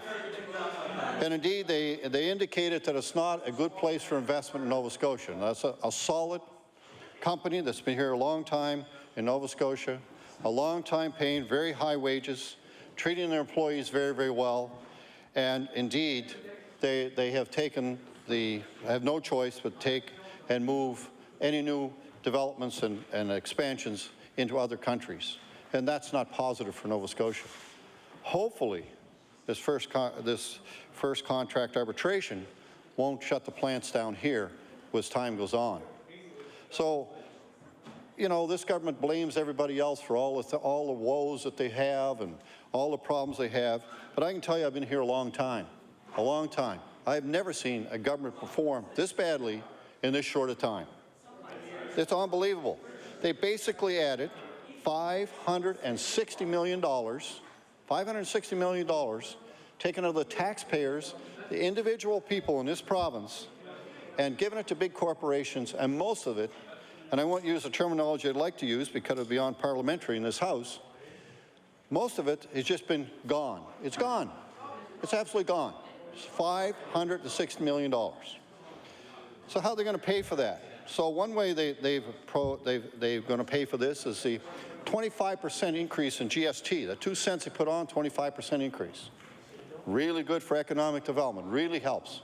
So it takes a big chunk out of every family's ability to buy things in the province, things that hopefully some of the things would be made in Nova Scotia if companies were still thriving here, but they're not.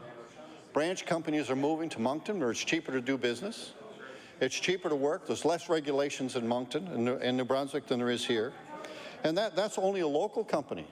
And I talked before about competing. It's a world market now that people have to compete in. Anyone thinks anything else absolutely has no idea about business. There's some talk about the new oil exploration off the coast, which is really good news. But there is an agreement in place. $150 million of offsets that are supposed to be spent in Nova Scotia. Nova Scotia company is supposed to get this. I asked 2 separate ministers of this government in the past, in question period, about that offset agreement, and neither one of them had any idea what I was talking about. None. And I talked to the businesses that are in that business, and a company from the U.S. come into Nova Scotia. It's got an office set up in Burnside with a desk, a telephone on the desk, and nobody there. The calls are all forwarded to Newfoundland, where they've set up their business and hired some Nova Scotia businesses, people from businesses here, highly skilled people, moved them to Newfoundland and put the local companies at a disadvantage. There's so many issues that this government has not addressed properly. So many issues. And the Minister of Finance gets here and says that some of the people that used to work in the SAP system, with IBM, the big contract IBM has put out, are now going to go work for IBM and make more money. Now, if you're going to save money, you pay a private company that's going to make a profit from this, and you're going to pay your employees more than the government paid it, paid, there's no way you're going to save money. There's absolutely no way possible. And people may think that sounds great. It sounds great, but it's not. It can't possibly. It can't happen. It just can't happen. So when you look at what this government has done, how they've fallen down on economic development. If you've got a small business in this province and try to get some help from this government, they basically tell you there's nothing we can do to help you. Nothing. Absolutely nothing. Talk about some productivity initiatives, but if you've got a small business, you can't meet the criteria for it in most cases.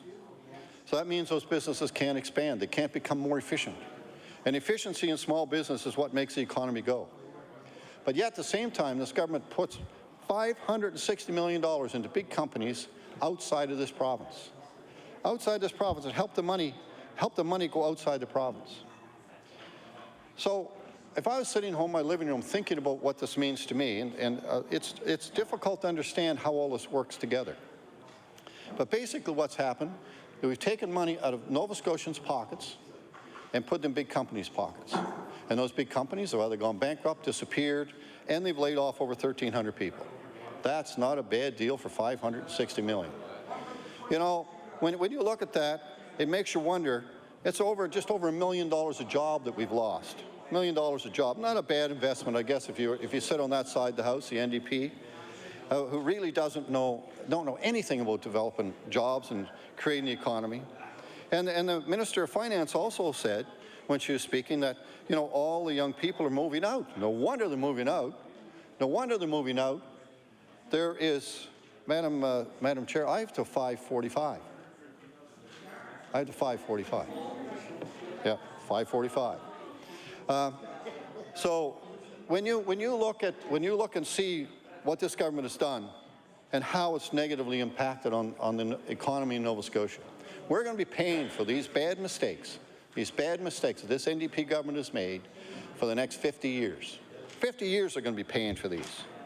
And the worst of it is our economy is going to be in such bad shape when they leave government, which hopefully is after the next election, that people in Nova Scotia realize what's going on. That's what's going to happen. And I think they're starting to realize that. We're going to be in such bad shape when that time comes, it's going to take forever to get it straightened out again. It's going to take forever. Many laws are going to have to be changed. We're going to have to look at a new way to do economic development, because economic development that's going on here sure isn't working. And you look at the way that things are happening, and you see young people leaving the province. We got one of the highest tax rates in the country, and if you're going to create jobs and get people to work here, you're going to have a tax structure that makes it attractive to business to come. You drop the small business tax. Doesn't mean a thing. If you know how to do your books properly and you know how to invest properly in your business, you never pay that tax anyway if you're in small business. If you got a good accountant, you do things properly, and I mean by the book, no other way, you don't have to pay taxes very much unless you grow and grow and grow the economy. And the way the economy here is growing is not growing. So most of these small businesses are struggling. They're struggling just to survive. My colleague from the PC caucus indicated a lot of these businesses are taking their savings to keep their businesses going while they try to get through this time when this government is here. I talk to business owners I know, and I won't say what they say to me about this government, but I guarantee you they're not vesting in Nova Scotia anymore. And when they have a choice, they're moving. They're moving out of Nova Scotia to another jurisdiction where they get better tax structure, they get better laws that help them become more efficient and indeed make more money.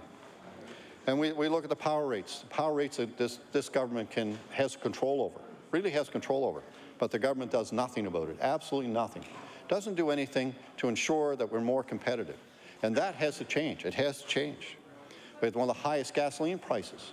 That costs businesses money. It costs businesses money. And we have so many issues that this government has created in just a short 3-4 years they've been there. It's going to take years to correct it when they're finished. Thank you, Madam Speaker.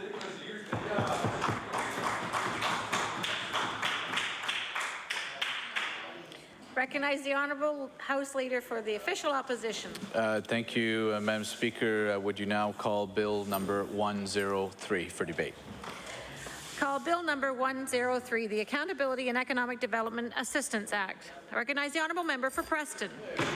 Oh, thank you very much, Madam Speaker. Unfortunately, I only have 5 minutes to speak about this, and this is a very, very serious situation.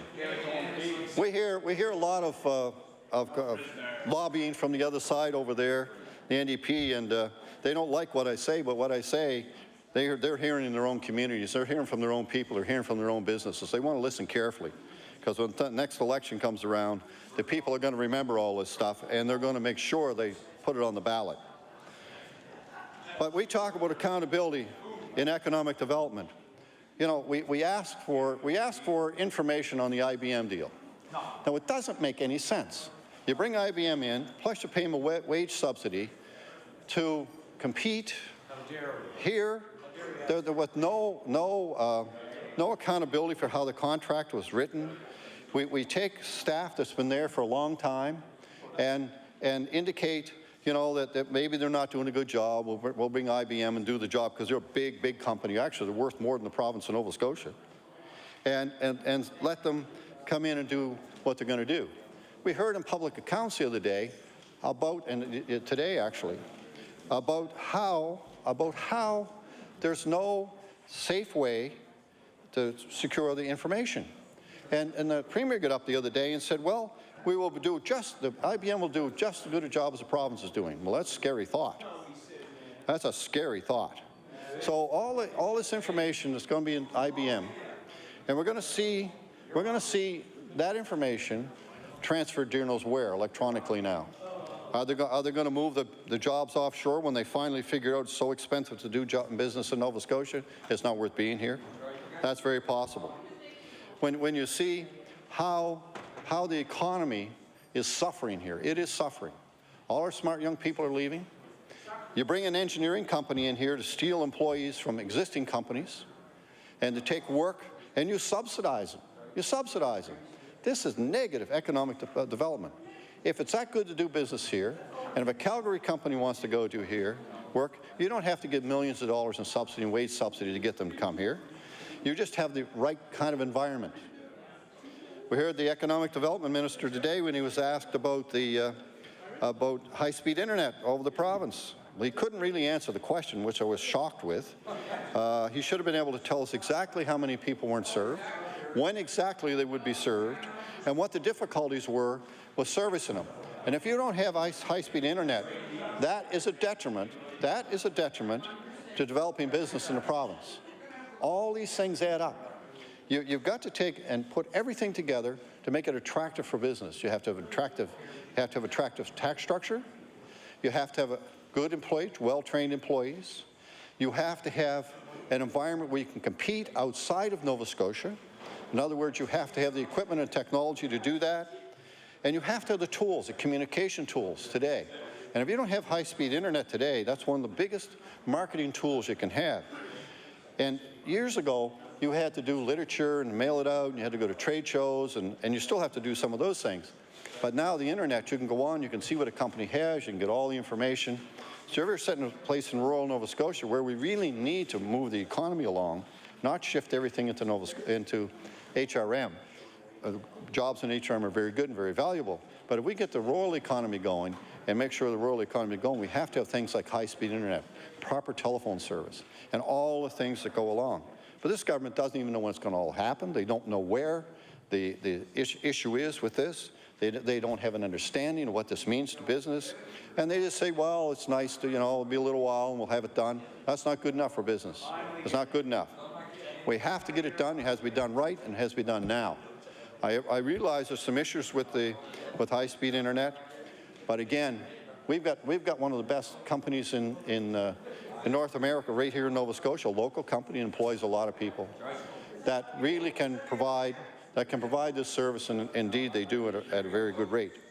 So, Madam Speaker, I'm going to wrap up my comments with that, and just final thing is I'm going to say is this government has done a crappy job of looking after the government. Order. I would ask the member member to withdraw that last remark. It is unparliamentary. I will do that, and I will change it to do a Just withdraw very it. poor job of looking after Nova Scotia. Thank you. Recognize the honourable member for Pearl Bible Hill. Thank you, Madam Speaker. Well, I have to say, them's fighting words. Oh, Madam Speaker, in spite of being government during the worst global economic recession since the Great Depression, I would say our NDP government has done a lot of good in a very short space of time. 3 years, Madam Speaker, out of 254 years of government by other parties. Although you don't hear much of this good news from the other parties, instead the other parties are becoming increasingly desperate in their attempts to attack our initiatives, our legislation, our investments, and even our premier. They take every positive thing that we do and they turn it into a negative, Madam Speaker. And actually, as a professional actor in my former life, I often find myself somewhat dumbfounded as I watch members of the opposition parties attempt to portray themselves in a role of a quasi-Norma Ray. However, when they were in government previously, they did nothing, absolutely nothing, to help the very causes and the people that they now profess to so profoundly care about. Order, now that's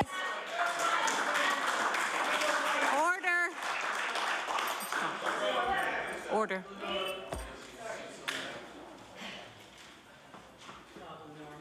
The honourable member for Truro Bible Hill.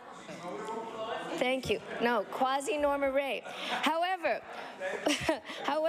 we actually, as the NDP, believe in strongly in our causes, and we believe in many, many different issues and many initiatives, which we've been actually pushing since we got here. We have very major core values, and we will continue to stand up for these causes in which we believe. We will continue to create legislation and invest in the important initiatives and the important businesses that we feel Nova Scotians need and that will be successful here. Our goal as the first ever NDP government is to build a stronger, healthier, greener, and much more successful province for all people from all walks of life, and that will be something new. In order to keep our economy sound and growing, this government has reached out to small, medium, and large businesses. We've created more small business tax credits. We've also invested and had loans and opportunities for companies of all sizes and increased their opportunity to improve the skills of their workers. Now, Madam Speaker, the other thing is that these provincial investments we've done have generated more than $80 million in the past 7 years. That's tens of millions reinvested in the services that Nova Scotians rely on, like healthcare and education. We've helped protect 1,400 jobs in the Strait region, hundreds of men, women, and families, small businesses who didn't lose their jobs, who didn't close their doors, and who didn't have to move out west, something the opposition doesn't seem to understand. Now, I heard the MLA from Glace Bay over there. I heard him repeat an accusation that, in fact, the Liberal Party seems to be repeating over and over again these days. The assertion that the province gave $590 million to 6 companies and laid off 1,300 people. Those numbers are fiction. The honourable member has been given false information, I'm sorry, from his researchers. But here are some real facts. Order, the shipbuilding Order. The assertion of false information is unparliamentary. Could you please retract that? Information. The honourable member for Truro Bible Hill is asked to retract those remarks. Okay, I said he was given false information, but I will retract that if that's unparliamentary language. Thank you. Reword it. That's okay. I'll just skip that part. Here are some real numbers. Thank you. Thank you. The shipbuilding contracts. The shipbuilding contracts actually promise 11,000 jobs during peak production and $2.8 billion in additional revenue over the next 19 years. The province has therefore invested millions to actually earn billions in tax revenue. The time allotted has elapsed. The recognize the honourable member for Cape Breton West.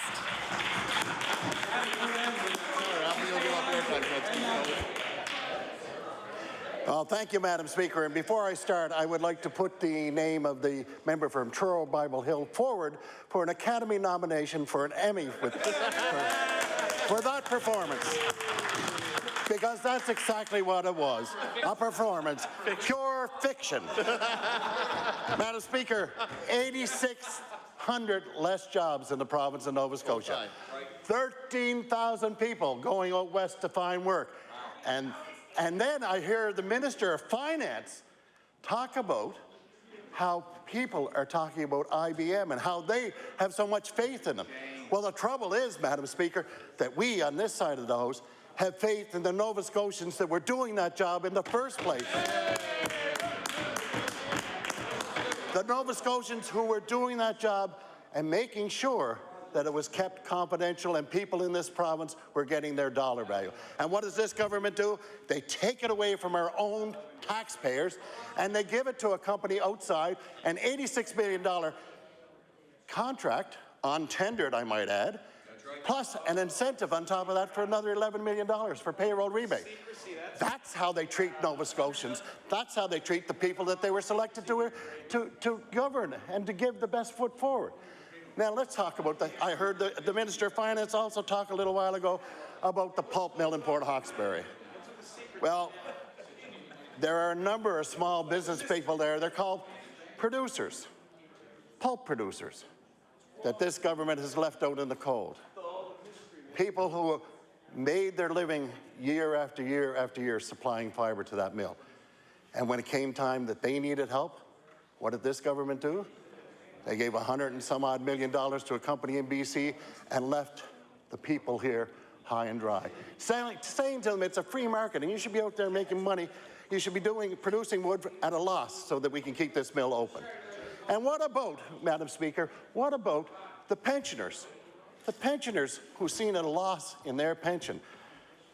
Why was it that the province of Nova Scotia, that government who cares so much about Nova Scotians, couldn't find any way to help them?